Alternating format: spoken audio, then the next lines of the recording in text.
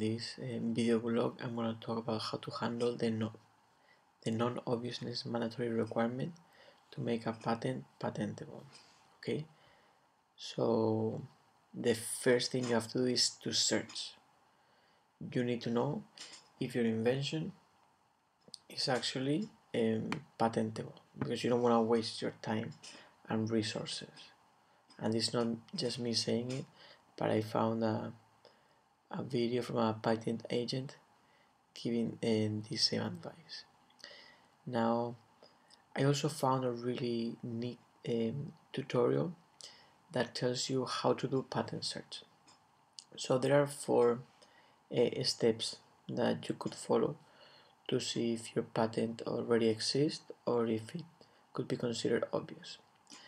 So the first thing he calls it to be to set the preliminaries, which consists of outlining the feature of your invention and find synonyms for each one. So he has a smoke detector device where he just mentions that this object will have a container, will have a timer, will have some of the things. So it breaks down all the components that this object will have. Now with these components we find synonyms, and now we go to the second step, which is keyword searching. So we look for keywords in websites like Google Patents, or he recommends one that is called Free Patents Online, where he claims that is more specific and gives more relevant results than Google. Then the third step is broad classification searching.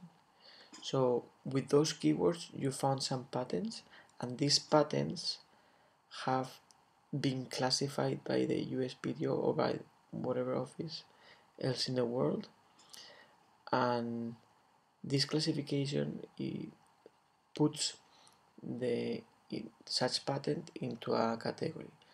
So the first letter is a really broad category, like for instance this smoke detector is falling into A24. A is human necessities and 24 is smoker, cigarettes, etc.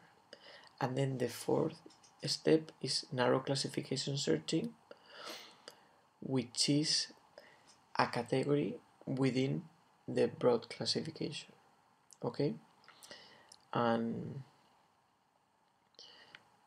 once you find all the patents that could be prior art for your invention, you can start referencing them and to see if your patent is non-obvious. And of course this is patent searching, but I would also recommend to search into other prior art like publications. Okay, and I posted the video on the blog post if you would like to see it. Thank you very much, and I hope you learned from this video. See you soon.